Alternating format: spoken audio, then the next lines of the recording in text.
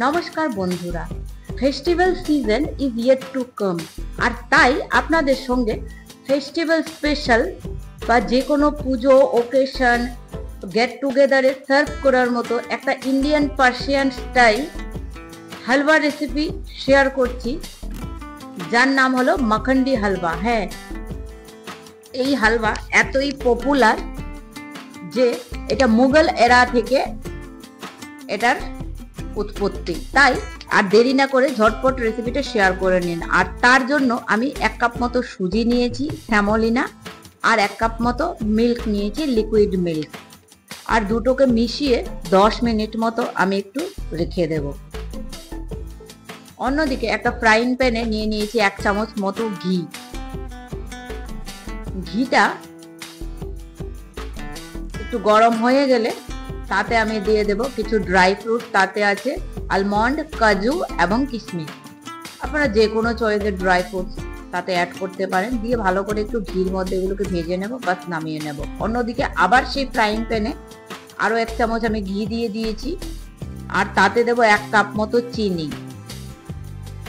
হ্যাঁ, চিনিটা দিয়ে এটাকে ভালো করে ঘির সঙ্গে একটু ক্যারামেলাইজ করতে হবে। আর এই হালুয়াটা খুবই টেস্টি, মুখে দিলে মিলিয়ে যায় এবং ঠান্ডা হলেও শক্ত হবে না। তাহলে please watch the full recipe and do subscribe the channel. এখন কি করেছি, যে ক্যারামেলটা হয়েছে চিনি, তাতে আমি যে আমরা দুধ এবং সুজির মিক্সচারটা বানিয়ে রেখেছি এটা তাতে ধীরে ধীরে আমি অ্যাড করে দেবো। আর একটু সাবধানে ঢালবেন, এটা কিন্তু খুব ক্র্যাকেল হয়ে চারদিকে কিন্তু ছিটকায়, খুব একটু খেয়াল রাখতে হবে, না হলে হাতে পড়লে যেহেতু চিনি আছে ওটা একটু জ্বলে যাওয়ার সম্ভাবনা থাকবে। Be careful. এখন এটাকে ভালো করে লো মিডিয়াম ফ্লেমে ভালো করে একদম মিক্স করে নেব। আর সুজিটা দেখুন কিরকম কালারটা চেঞ্জ হয়ে গেছে। এখন ধীরে ধীরে এটাকে 3-4 মিনিট মতো এইভাবে ভালো করে মিক্স করে কুক করে নিতে হবে। এখন তাতে উপর থেকে যে ড্রাই ফ্রুট গুলো আমরা ভেজে রেখেছি ওগুলো তাতে ভালো করে দিয়ে দেব এবং মিক্স করে নেব।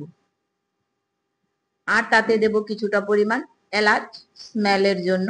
এলাচ পাউডার বা গোটা এলাচ দুটোর যে কোনো একটা আপনারা ইউজ করতে পারেন, বাস। আর তাহলে একটু ঠান্ডা করে বাস একটা বাউলে সার্ভ করে নেব। তাহলে একবার ট্রাই করে অবশ্যই দেখবেন বাড়িতে, খুবই সুস্বাদু একটা রেসিপি।